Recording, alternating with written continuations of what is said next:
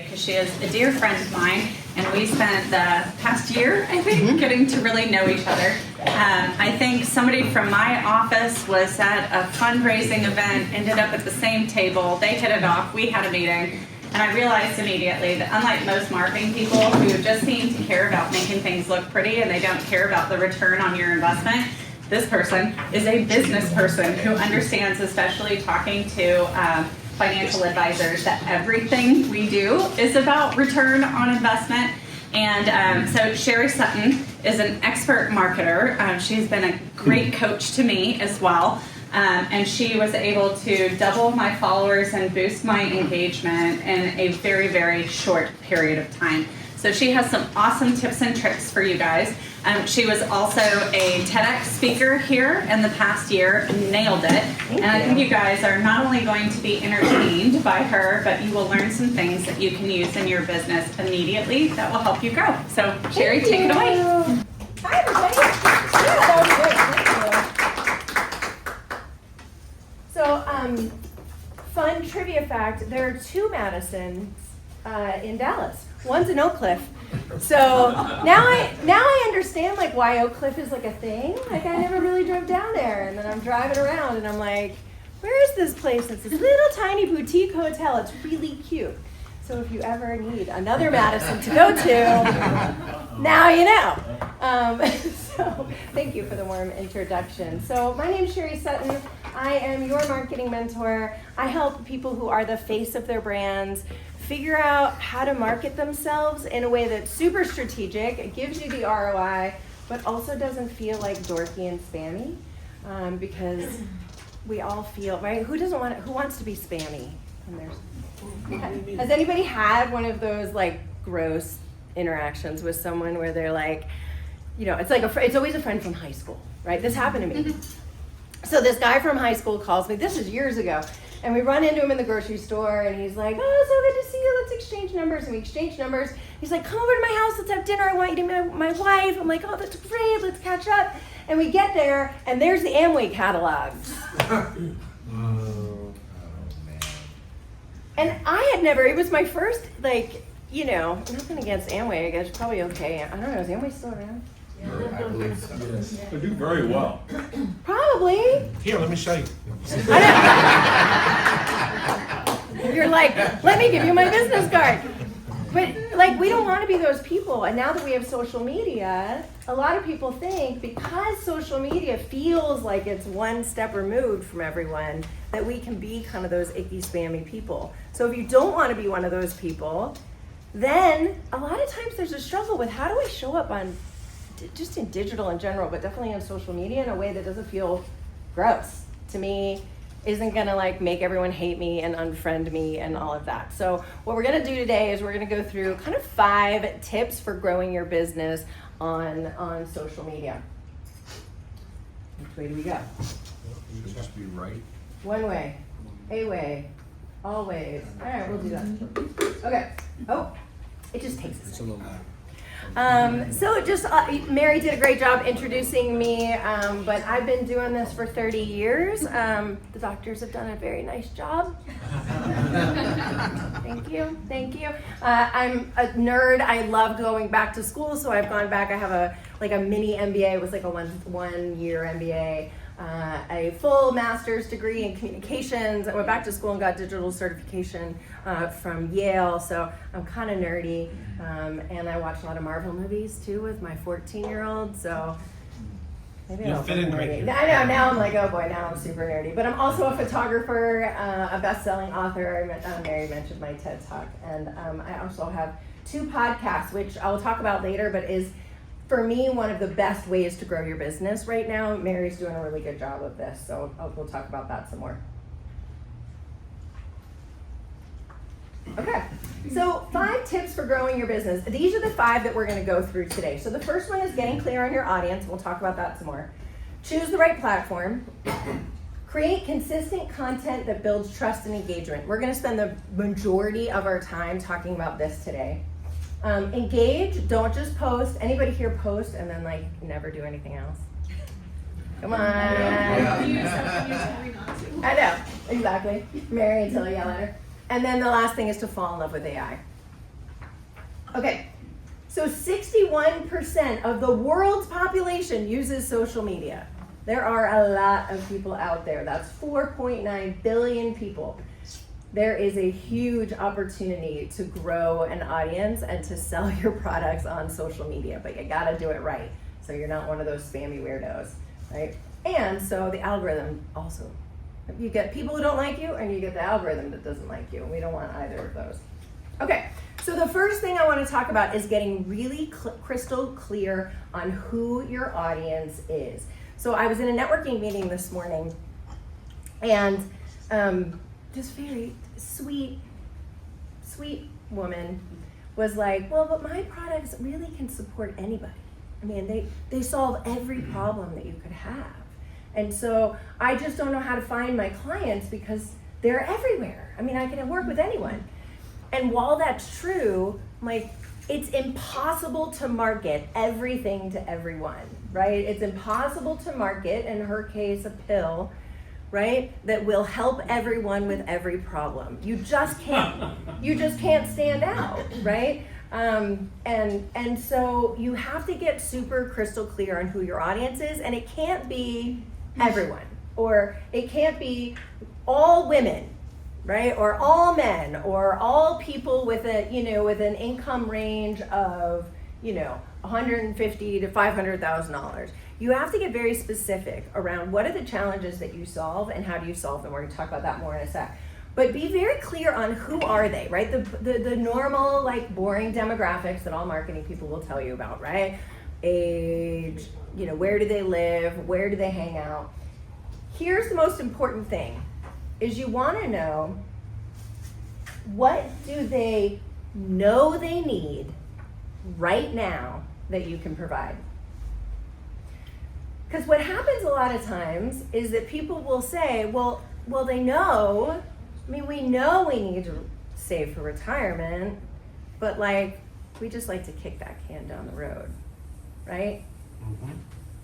How many people deal with that? I'm talking to the right group. All day, yeah. All day long. And so what's the problem that they know they need right now, that they're willing to get off their couch and off their wallet in order to work with you? And that sometimes is a very different question, because yes, we all know we need to do things, right? So think about weight loss. So if a weight loss was like, hey, just lose, come in and lose 5 pounds. But if they said, spring break is coming and you're gonna have to be in a bathing suit, you got 6 weeks, let's get those 5 pounds off, right? Okay, that's a little more specific, right? It's a little more, you feel that a little bit more. So get super clear on what's the problem that they're having right now. And it might not be all the problems that you solve. Often it won't be, right? So this person I was talking to this morning, one of the things that her pill helps with is allergies. And I was like, girl, I'm dying with my allergies right now. Like, why don't you spend the next 6 months doing nothing but allergies? Just talk allergies and you will grow your business. Right? Get very, very specific on what's the problem that they need right now. Because I got some allergy sufferers over here who are like, I'll take a pill. Yeah. Give me a pill. You have her number, right? Yeah. Right? Yeah, I'll give you her number. All right. And then the next question you need to ask yourself is, where do they hang out to look for information on the services that you provide? So let's use moms as an example, right? So let's say you're selling to moms. Well, yeah, there are a lot of moms hang out on LinkedIn, but where do moms go to buy mom things? They do it on Facebook, right? They're not doing it on LinkedIn. Now, they might also be executives. Well, when they're executives and they're talking on LinkedIn, do they want to be talking about that, right? Where do people go to look for information on what you do? And this is my favorite example. So, anybody ever had a root canal? Okay. All right, I'm gonna pick on you, right? We became friends in the hall. All right, so you go into the dentist and the dentist says, you need a root canal, and I'm sorry, we don't do that here. Okay, you have to go to a specialist, I forget what they're called, endodontist or something, right? What do you do? Cry. Yep. Cry. That's the right answer. Thank you. And then what do you do? So you're sitting in the chair and they say, I can't help you. Ask Yeah, What do you recommend? Yeah. yeah. And then what would you do? They give you a couple names, and then what would you do? Yeah, you Google them first to get their phone number, right? Yeah. Okay, so if I were doing a marketing plan for an endodontist, I would actually tell them not to do social media. Because if the endodontist looks and says, where do people hang out to look for the services that I provide? Well, the places that they hang out are other dentists recommending me when they find out they need a root canal. So I would say, spend all your time and all your money sucking up to dentists. I want you to be at every dentist organization. I want you to start a nonprofit that helps kids with crooked teeth and, wherever, right? Or support other organizations that do that. That's all I would want you to do. Because if you do that, you're gonna grow your business. Don't run ads. Don't do, probably don't do social media. Get a good website, get a good, Google. Those are sort of cost of doing business these days, right? Don't go to like the Chamber of Commerce. Don't do any of that stuff. Just go suck up to dentists, and that's gonna grow your business. So that's where this question comes into play. Because just because your friend is doing something doesn't mean it's right for your business. And you don't have enough time to do all of it, or enough money. Unless you have unlimited money. Anybody have unlimited money? Unlimited time? Okay. All right, so the next thing is to choose the right platform. This is a half-day session in and of itself, but the first thing you want to ask is, where do people go to get that information on social media? Because we're talking specifically about social media, right? Where do people spend time looking for products like yours? And that's back to that endodontist example, right? The next question to ask yourself is, where do you like to spend time? Because particularly if you're the face of your brand, you need to be the one creating a lot of this content. And if you absolutely despise TikTok, right? And you're like, I hate TikTok. You making a decision to do TikTok is gonna fail. You're not gonna do it, right? I was trying to find a story for this the other day, and I was thinking I wanted to be a model, like this was in the 80s, and I wanted to be Claudia Schiffer, right? And the modeling agencies told me I was too fat. And so I was like, well, what do I do, right? Because, everybody was like, this is right before Kate Moss, and everybody's really skinny. Is anyone paying attention? Like, am I aging myself right now? Maybe a little bit, right. So they were like, here's what we want you to do. We want you to eat nothing but apricots. Dried apricots are a great way to lose weight. All our models just eat dried apricots and you'll be good. And I'm like, okay. And so I made it like 24 hours of eating nothing but apricots. And I was like, forget this, I'm not gonna do it anymore. So you have to not only think of where your clients are, but where you wanna hang out so that what you do is sustainable, right?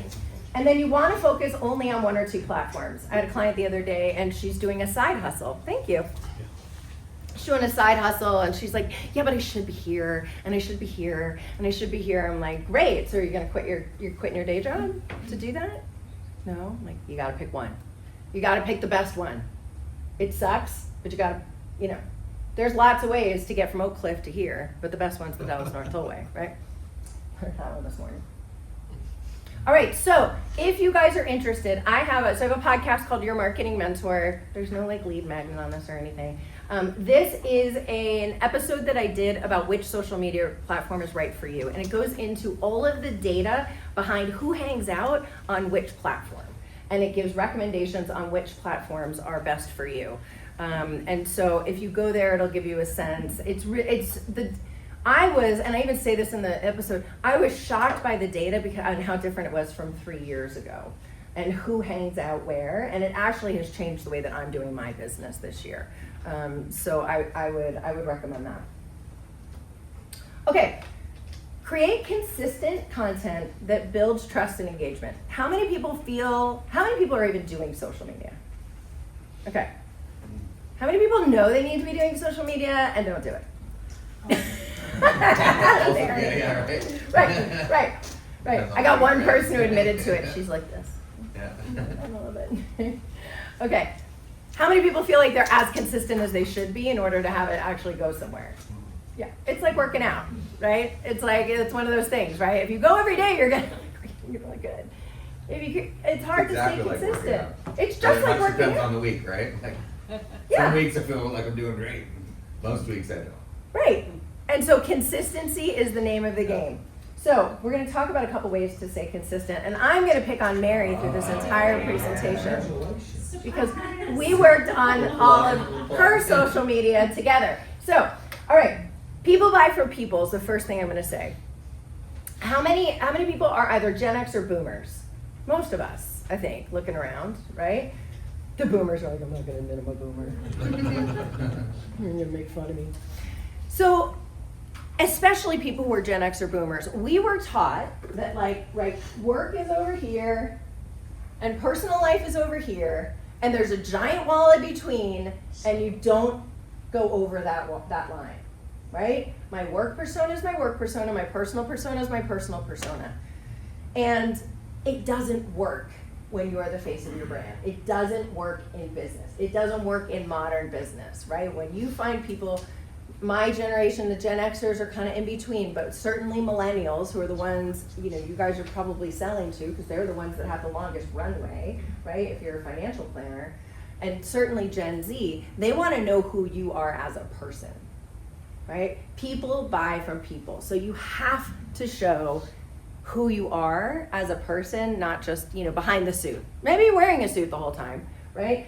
And so Mary, actually, if you haven't seen Mary's DCO Women's Summit talk, it's really great. And she talks about always trying to be I wore the right suits and I wore all the things, and then that she's been sort of taking off those layers and being a little bit more authentic. And she used this picture as an example, right, of finally being okay with showing up and being here I am with funky shoes. Do you have funky shoes on? I do. I think those Always. maybe. Oh, they're different. They're different. No, they're different. She's got a lot of them. So I'm going to tell you, we recently reposted, because I did another presentation that had the picture of me 20 years ago where the photographer said, look powerful. And I just looked really unhappy in my white button-up and my pencil skirt. And then the picture you took of me in the Guns N' Roses tux with all the bling over it. And it got engagement on social media. But the number of people who texted or called me because of that change, they were like, oh my gosh, this is a different thing. So, and that picture was taken by Sherry. Yeah. Not hers. Your vibe attracts your tribe. But being willing to do that, right? And it's true in business too. When we don't allow ourselves to show up in business that way, especially, I'm a Gen Xers, we have a little bit of a hard time with it, but especially us and boomers, we have a real hard time with it. Millennials are a little bit, they understand that it's person to person. But you gotta be authentic, right? Because people buy from people, and imperfect people buy from imperfect people. Who wants to buy from somebody who's perfect and hang out with them? And a lot of what you guys do, you're advisors, right? So you're spending a lot of time with people, and it's just people's money, right? It's their livelihood, it's their insurance, it's, oh my God, if something happens, I need to know I'm in the right hands. That's a very heart-centered business, right? It's numbers-based, but it's heart-based. And so being willing to show up a little bit authentic, it doesn't mean you have to pick your nose in public, but you could. Okay, so let's get to brass tacks. So there's the 30-30-30 content strategy. So 30% of your posts on social media should be advice. 30% are advice with a call to action. 30% are personality or behind the scenes. And 10% are promotion. So only 10% should be hey, here's what I'm doing, right? How am I on time, by the way? You're doing great on time. We probably have 10 minutes. Okay. You good? All right. So, advised posts. This is where you can do inspirational codes, how you dealt with a challenge, things like, do you have enough coverage? Here's how to know how. Tired, want to know if you could finally retire. Here's tips on making sure you know how. All right. So this is a great example of that, right? Kind of some of the same series of pictures of Mary, right? When it comes to buying a home, right? Debt to income ratios play a crucial role in building your future, right? Did you know that keeping your costs below 20%, right? Giving a little bit of advice. But she doesn't ask for anything, right? She's not asking for anybody for anything. Here's another one, right? let's make it an awesome day. But then you want to do, that's about 30% of your post. Then you want to keep doing that advice giving.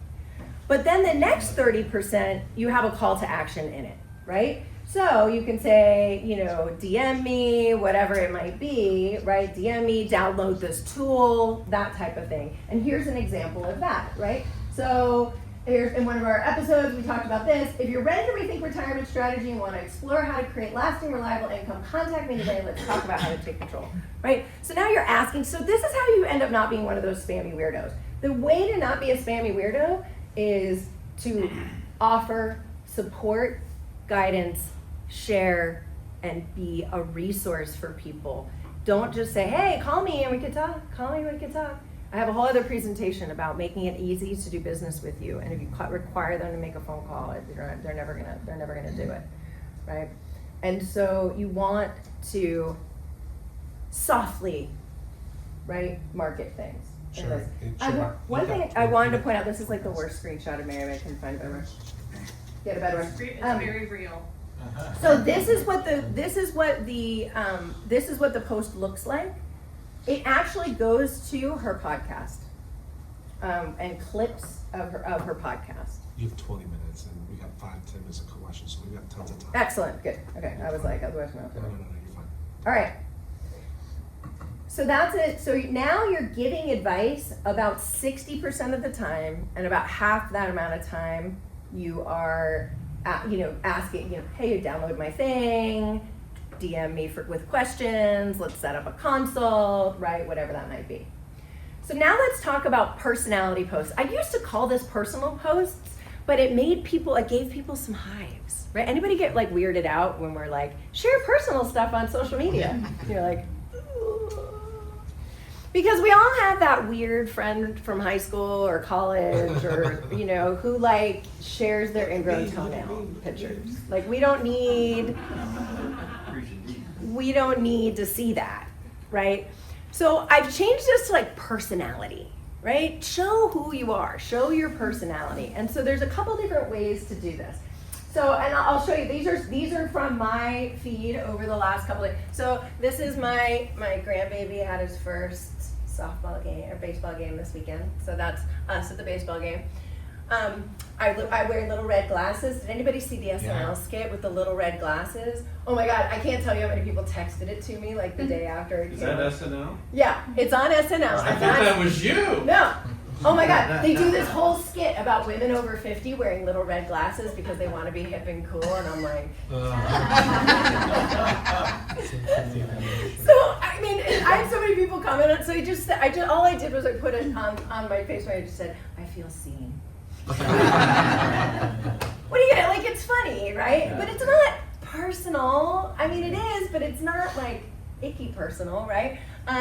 The next one that I love doing, that's a huge one, is behind the scenes. So I am doing a video right now that will be on Facebook, be on social media later today, of me presenting, right? So behind the scenes, here's me doing a content day with a client. Here's me, this is a time lapse, and literally all I'm doing is unboxing the mugs that I give people when they're on my podcast and like stuffing bags, right? And it got like crazy engagement because people love that stuff. I mean, who watches HGTV, right? We love those videos of like the before and after and the behind the scenes and the, right? Now you might not think you're doing interesting stuff, but you are, right? So everybody take your phones out. And what you're gonna do is you're gonna look at your neighbor and you're gonna take a picture with your neighbor. Or you can go like this and take a picture of the whole room. I can't do it because I'm using my phone for something else. There we go. All right, everybody take a selfie with your neighbor. Hey, I just trimmed the goatee. Actually, this is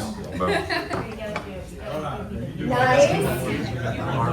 Nice.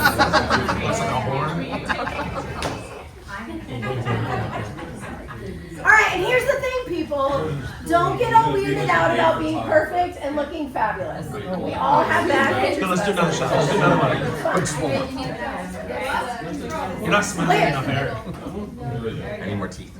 All right, baby. Yeah. There you go. Yeah. Work it. Okay, so if you want to know how to extend networking like this beyond this room, and we can all have coffee, but there's like death by coffee sometimes, Yes. right? Like I'm having a death by coffee week, full disclosure. And just finally yesterday, I was like, what is going on with my schedule? And I'm like, oh, I'm having death by coffee because I've met a lot of people recently. So here's what you do. You go places, you take pictures with people or of people, you tag them on social media. Hey, here I am. So this is one that I did. Here I am at this place. My heart's full after going to this thing, right? I tagged the organization that was hosting the event. I got to see these following women and I tagged all of them, right? Thank you to the organizer. I tagged her, right? So what happens now is that this post showed up on all of their feeds as well. So I just extended my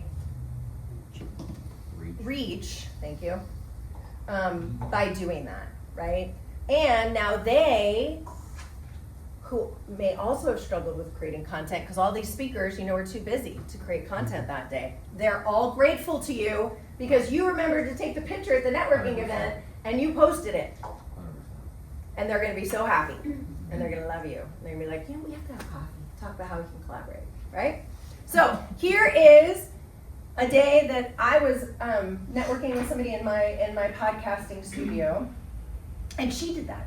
She took all these pictures. She did little videos of me. She had a little video camera sitting over in the corner. It was great because I didn't have to do it. And I was so grateful to her because she did it and tagged me and hey, here I am with so-and-so and look how awesome she is, right? So this is a great way to extend networking beyond these rooms and to use social media as a way to do that. And to show a little bit of personality. Because also the fact that you are at this organization today and you post about it, people who are your potential clients are going to be like, oh, well they must be good because they go to the organizations, right, for what they do, right? They're not just like, somebody like, I was in a networking meeting this morning, we were talking about the transition jobs that everybody took during COVID, right? And then now they're all like, forget it, I'm gonna go back to corporate. And so they're not, this person isn't just like selling insurance for, the next couple months in between jobs. They mean it, right? They're here. Okay. She's like, how do you sell insurance between other jobs? Hardly get time. I know. Well, if you get like really, a lot of people got laid off during COVID and started businesses, and then we're like, oh, this is hard. I gotta market. Because a lot of people are lazy. Yeah, or, from a marketing perspective, they're shy. All right, here's another example of a behind the scenes. Because I'm like amazed at how much this got. So this is a tablecloth that I made for an upcoming conference. This is literally the picture that came up on Vistaprint, and I thought it was so cute. And so I was just gonna send it to some of my friends. I'm like, I'll just put it on social media. Like, I think it's kind of cute. Like, it looks good. I got 65 likes on this post. But what I did was I said, I have a Mayberg session with this new table runner I bought for my upcoming events. So people go, ooh. What was it, the events? She's got events coming up? Where are you speaking? What are you doing? And so then what happened from this is I started getting the text. Where are you speaking? What are you doing? Where are you going? Oh, you're doing a show? How do you like doing trade shows? Right? Does that help? Speak at NAIFA. Yeah. Does that help with your business? Does that help, right? It's in the car. I left it there because I was running late. Right. All right. So here is, so that's 30% of your posts are just these kind of behind the scenes, personality, things you're doing, you out in the world. And then the last 10% should be these promo posts, example. And so here's a great example. Mary's got a one-day workshop. Here, like this is the post, that's a post, right? So it's either a freebie or something else where that's all you talk about. Hey, download my whatever, come to my whatever, go to this whatever. You don't want to do that really more than 10% of the time. And I know we were taught in sales school to do it more. And you can if you're like in different scenarios, right? But when you're on social media, you gotta like, remember that big brick wall that I was talking about, like between personal and professional? You gotta kind of walk that nice edge, right? Between the two. So you can't be too spammy. If you're in an environment where people are asking you to sell, then you can sell. So you have to kind of, right? So we wanna be soft about it. So I like to not do it more. I almost less than 10%. I'll go through, in my business, I go through seasons, right? So if I have a conference coming up, I might go up to like 20, 30% of my posts are like something specific because it's time-based. And then I'll go 3 months where I don't do a promotional post. Now I'll do advice plus posts. Can I say one thing real quick, just on that pestering? So all that marketing stuff you're saying, Sherry did for me, and I think it makes me look so much bigger than I actually am, because it is so polished and professional, and while it reflects the personality, it doesn't look like it's just me. It looks like here is a legit company doing business. And Sherry built that money empowerment guide. She built all that. She just basically interviewed me and then made it, and then it magically appeared, and people download it all the time. Yeah. Right. Yeah. So. Yeah. I mean, and by the way, your wardrobe is very impressive. Thank you. But I mean, this looks like, like a catalog for Brooks Brothers or Macy's, where it's like, she's showing like the natural poses for her different type of workwear, business cash, formal, all those types of things. So it's very, very handsome. Yeah. Yeah, good brand photography is incredibly important. She's very good at pulling your personality out during a photo shoot, because I get really awkward. I'm awkward anyways, but I'm especially awkward. Well, I see your pants and your shoes. Yeah, that's covering for the awkwardness, right? But I felt like I ended up laughing so much during that photo shoot too, just because of your personality, that all of the pictures you caught are very natural, and none of them are that awkward, forced, weird clinch. What are you doing with your face, Lord? Yeah. So I've been doing marketing for 30 years, but about 12 years ago, I got laid off from a corporate job, and I had a young kid, and decided, hey, I'm gonna follow my passion as a photographer, right? I built up this little side hustle, taking pictures of other people's kids because the pictures of my kids were so good, and ended up as a wedding photographer and a portrait photographer, and did that full time for a number of years. So I learned, especially at weddings, there's so much pressure on that day and so many nerves, that to be able to go in and get somebody to actually relax and be themselves, right, is a very specific skill set. So I do a lot of content creation with my clients, photography, whatever, because you need that. You need somebody who you feel really comfortable, that you feel comfortable with. So thanks, Mary. So there is an entire system about how to write the copy, the caption that goes with your social media posts. So if you want to learn that, this is one of my podcasts that walk you through exactly how to write out the content for all of your posts. So this is a QR code for that. I don't have time to go through it today. Okay, I want to talk to you about podcasting.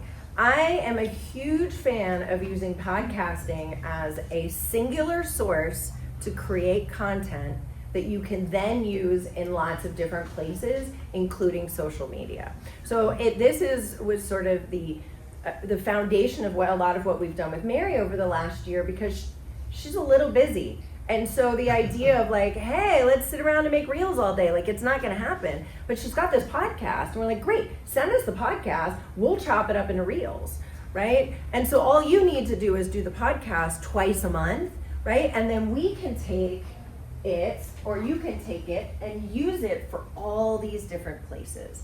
And so I can tell you that for the last 6 months, I have done 2 pieces of content, for the most part, per month. And they're both my podcast, right? Those podcasts I was telling you. Then I chop them into reels, or I have a team that chops them into reels for me, and that's all of my social media content.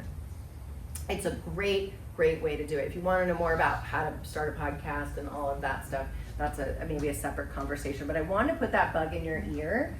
It's an incredible way to get lots of content just by one sit down, right? Did you trademark that? Yeah, I'm in process. Yeah. Yeah. All right, so here's an example from mine. Podcast, photo shoot. Behind the scenes kind of photo shoot. Because I don't talk about my photography a lot, so figured I'd throw it out there. She's really pretty, so I was like, podcast, personal, podcast, behind the scenes, podcast. So that gives you a sense of like how important podcasting can be in your overall marketing, not just as a podcast, but as something you can use on YouTube, all the other, social media, email, all the other places. So this is a podcast on whether or not you should start a podcast. So if you're thinking about it or not sure if it's right for you, this is a great podcast for you to listen to or to watch and kind of decide if it's the right thing for you, so you can scan the QR code. Okay, the fourth thing, and the next two are pretty quick. The fourth thing is don't post and ditch. Okay, so you see this lady over here? She came to the happy hour and she's too shy to talk to anybody, so she's sitting there and not engaging with anybody. Who's gonna get business in this picture? Not her. She's not talking to anybody, right? She showed up, but she's not talking to anybody. Who's gonna get business, right? This girl's probably gonna, right? So it's the same thing on social media. I want you to look at social media like a happy hour. So would you walk into a happy hour? This is not my business card, but we're gonna pretend it is. Would you walk into a happy hour, go straight to the bar, put down your business card, and leave? Not talk to anybody. No. You can't get any business that way. What are you gonna do? You're gonna talk to people. You're gonna work the room. You might hand a couple people your business card, right? You might have a name badge so people know who you are. But look at social media like a happy hour. Are we good on time? Yeah, we're doing great on Okay. that. So think about that. Don't just post and ditch. Engagement is just as important as posting. So it needs to be kind of part of your day, right? And I have another podcast on like how to build it into your day, right? If you're like, when should I do it? How often should I do it? All of that. It's incredibly important. And be cautious about what you're watching on social media because it will change your algorithm. So I've had like a couple little burned out days lately. Anybody else get burned out? Anyone else doom scroll when they're a little burned out? So I realized the last 2 days I've been a little burned out and I've been watching a lot of this, like a couple comedians, right? Because it's funny and I just need a minute.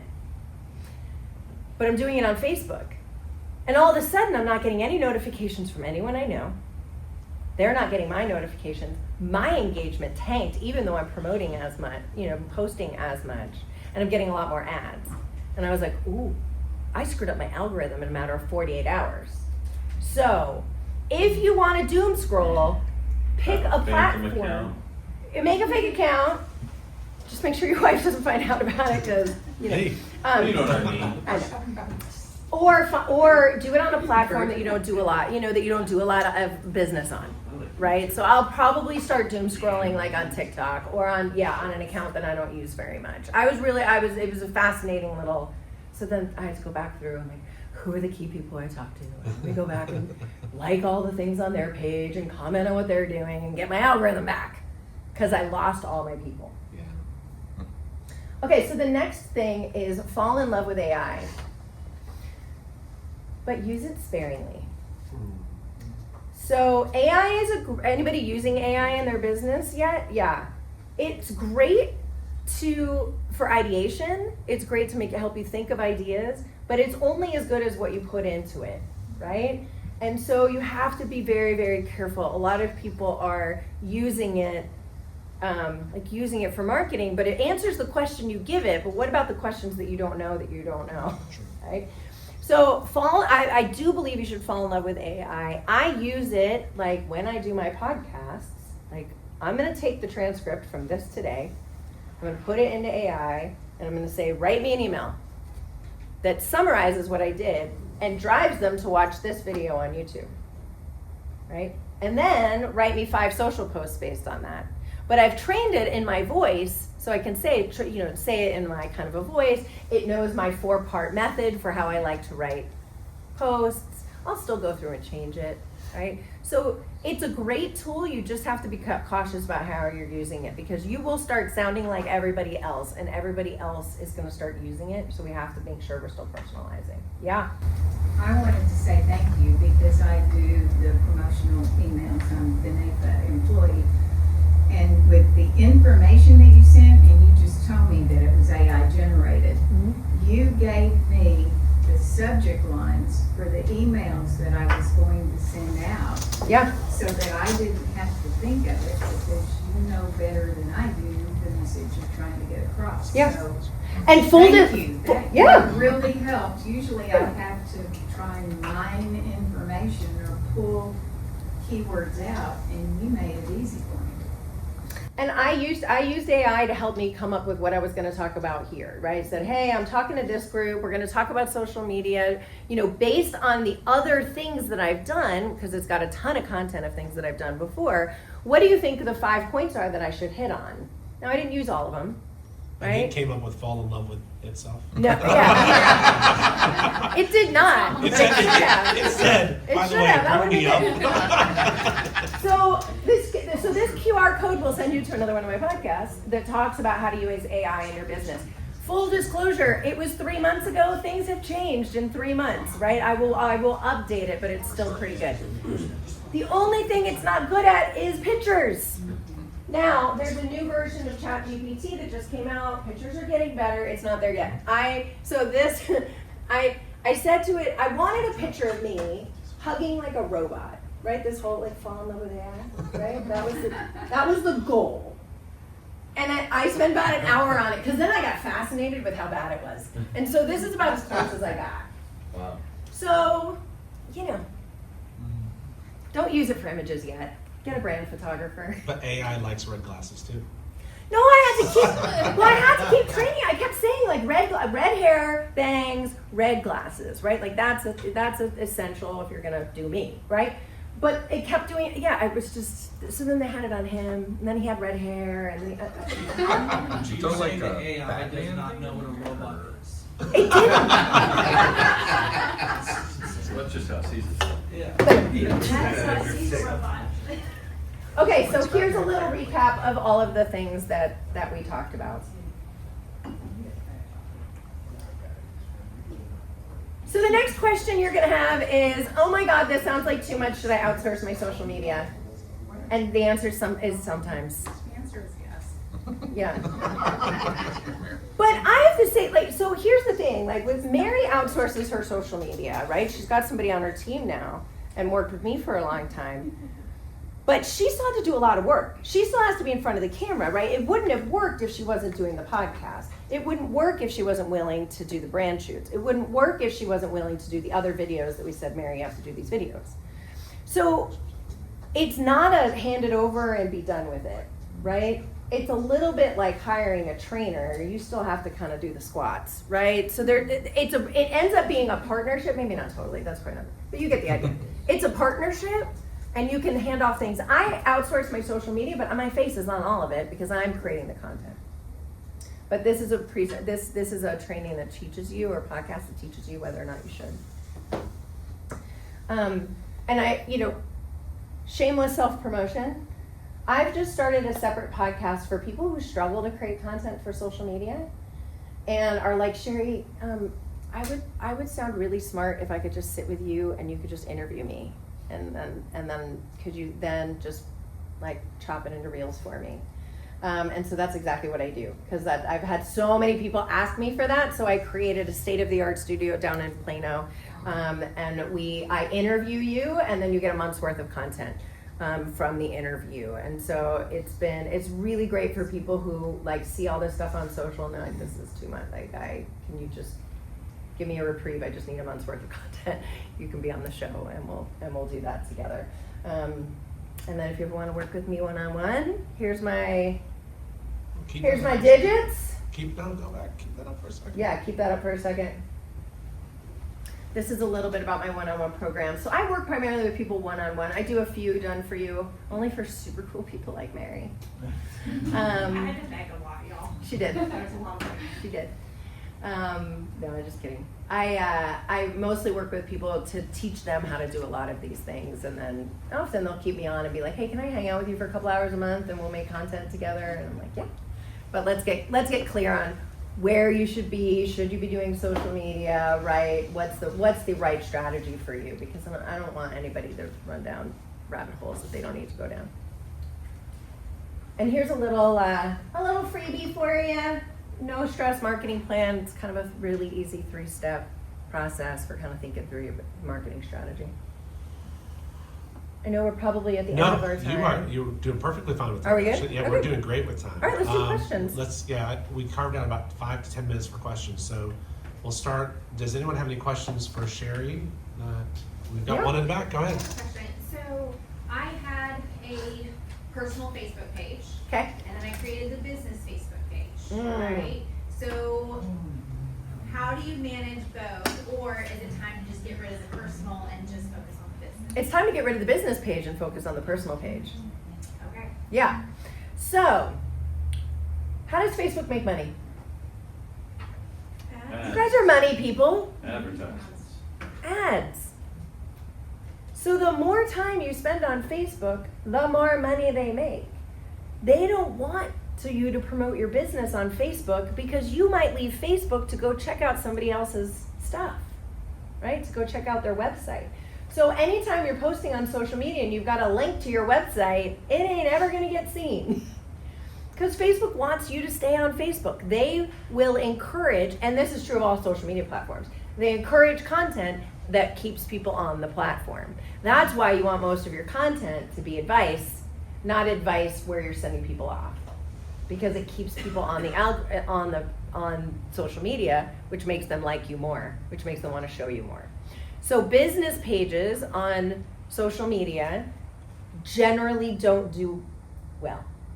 Generally, I was going to say they don't do crap, but they don't do well because they don't want you to promote your business on because that might send you off of Facebook and into something else. So I think it's important to have a business page, and here's why. So when you go to Facebook, if you guys open up your Facebook, LinkedIn, whatever, right? There will be a link. You can on Facebook or on LinkedIn or wherever you are, right? There's a link that says, I'm a marketing mentor at, and then I can click to my business page, right? You have to have that on your personal page so that when I meet somebody at a networking thing, I'm not gonna go look for your business page, I'm gonna look for your personal page, right? And so you want them to be able to click on that to go and see some of your business stuff, just so that they know you're legitimate. Otherwise, no one's ever gonna go to your business page. The other reason why you have to have a business page is if you ever wanna do paid ads, you have to have it. You have to have a business page to do paid ads. I wouldn't recommend that unless you've got a very good agency and something very specific, right? Mary's been having a lot of success with that lately. So I would move this content formula, I would move all of that onto your personal Facebook page. That means that your personal Facebook page might start pissing off Aunt Sally. Screw Aunt Sally. Is Aunt Sally gonna buy from you? No. So, and it's so funny because I see people are like, oh, You said that about Sally? I know. People say that, but it's true. It comes up all the time. People are like, oh, I can't post on my personal page because my family's on there. I'm like, that's like when I'm at weddings and people hide their drinks when they're doing pictures. I'm like, your mom knows you drink. You have gray hair. It's fine. You can drink, right? And it's the same thing. So like, your family knows you have a business. Don't be weird and spammy about it. And if you follow that formula, you won't be. But I would start promoting on your personal page. All of my business, pretty much all my business comes from my Facebook personal page. All of it. And has, not only in this business, but in my photography business as well. So, any other questions? Yeah, How long do you post, or like how often do you post? every day. Every day? Like Yeah. like just once a day or Sometimes multiple times a day, That's certain you. time? but that's me. Yeah. I would you post at least 3 times a week. But if you look at that formula, right? If you let's say you post 3 times a week, advice, personality, advice, personality, advice, promotion, right? It goes fast. If you start doing what we just did, right? It goes fast. So like I have the podcast. So that's most of my content most days, right? I've got the 2 podcasts. So that's content most days. So that's that's easy content. Those are always posted. They're out by 8:30 every morning. But then we do stuff like this, right? Hey, here we are. Here I am at blah, blah, blah. I just spoke at this. You know, here I am driving 90 miles an hour down the Dallas North Tollway because I was at the wrong hotel, right? And they're easy. They can be easy posts, right? So yeah, consistency is everything. And not only consistency posting, but consistency engaging. If you do one without the other, it's not even worth it. It's like going to the gym and not getting on the treadmill. It doesn't do anything for you. Blogs?